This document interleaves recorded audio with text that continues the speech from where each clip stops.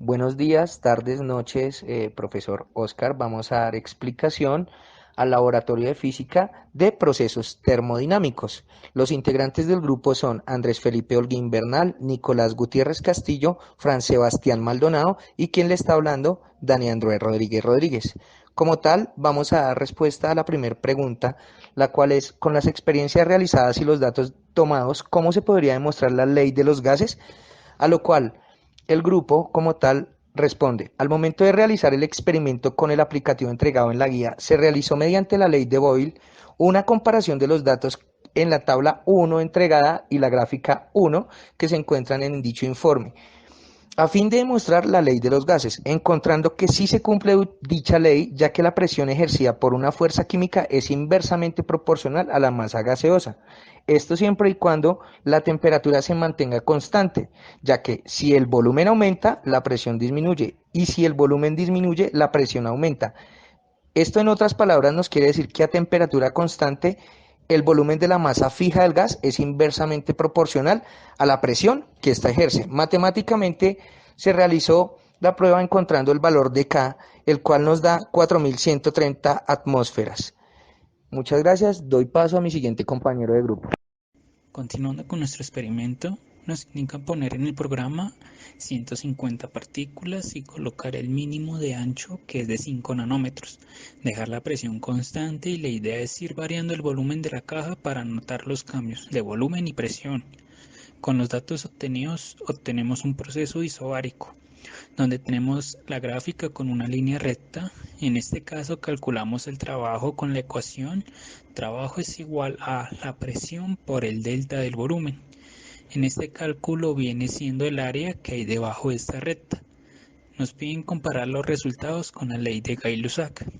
No podemos usar esta ley porque el volumen tendría que ser constante y en este caso el volumen está variando. Para este caso aplicaría la ley de Charles porque estamos usando la variación de volumen sobre temperatura, ya que esto es igual a una constante que nos está dando en promedio de 0.58.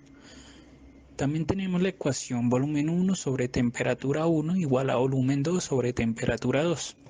Podemos hallar una incógnita si nos faltará alguno de estos cuatro datos relacionados de la siguiente forma como se muestra en el video. Para continuar, si generamos una gráfica de volumen contra temperatura, obtenemos una línea recta como se muestra en la pantalla, y hallando la pendiente de esta recta obtenemos la misma constante del proceso isobárico. Se plantean dos preguntas. La primera es, ¿cómo podríamos demostrar la ley de los gases? Como se indica en la ley de Charles, el volumen y la temperatura siempre van a tener una relación siempre y cuando la presión sea constante, y se puede observar entre más temperatura haya, el volumen aumentará, y al bajar la temperatura, el volumen también disminuirá. Pregunta 2. Concluye acerca de la relación entre las variables de V, P y T. El volumen es el número dado por las moles de los gases mantenidos a temperatura constante y es inversamente proporcional a la presión bajo la cual se mide. Se pueden plantear en ocasiones la presión constante. Continuando con el laboratorio de procesos térmicos, en la actividad 2 se nos solicita usar el simulador de la siguiente manera. Agregar 200 partículas pesadas, dejar el sistema a una temperatura de 300 grados Kelvin e iniciar con un ancho de 5 nanómetros. Posteriormente, ir variando el ancho del sistema obteniendo diferentes valores de presión. Estos datos los agregamos en la tabla que allí vemos. Posteriormente, graficamos los valores de presión y volumen, obteniendo la siguiente isoterma. Este mismo procedimiento lo repetimos pero a diferente temperatura, en este caso a 500 grados Kelvin. Se nos pide calcular el trabajo realizado en ambos sistemas. Para realizarlo usamos una integral evaluada del volumen inicial al volumen final. Usamos la ecuación de PV. Al momento de reemplazar PV de la ecuación de gas integral obtenemos nRT. Al ser estos valores una constante, la podemos sacar de la integral. Nos quedaría 1 sobre b de dv. La integral de esto es logaritmo natural. Evaluando esto podemos obtener que el trabajo realizado a 300 grados Kelvin es de 348.285 joules y a una temperatura de 500 grados Kelvin es de 580.473 joules. Podemos concluir del trabajo en este tipo de sistemas que el cambio de la energía en el sistema es igual al calor menos el trabajo realizado. Al no sufrir ningún cambio en la energía del sistema, esto será igual a cero. Por lo tanto, podemos decir que el calor del sistema sería igual al trabajo realizado en el sistema. Conclusiones.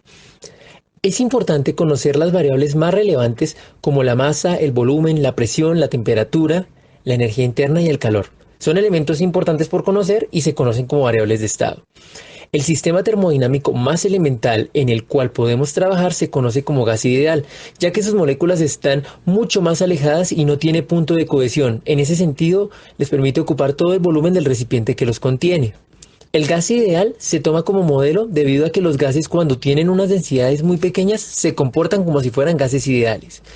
El gas ideal consta de ciertas partículas llamadas moléculas, que están conformadas por un átomo o más, separados entre sí en distancias extremadamente grandes a esa dimensión. El movimiento de las moléculas es aleatorio.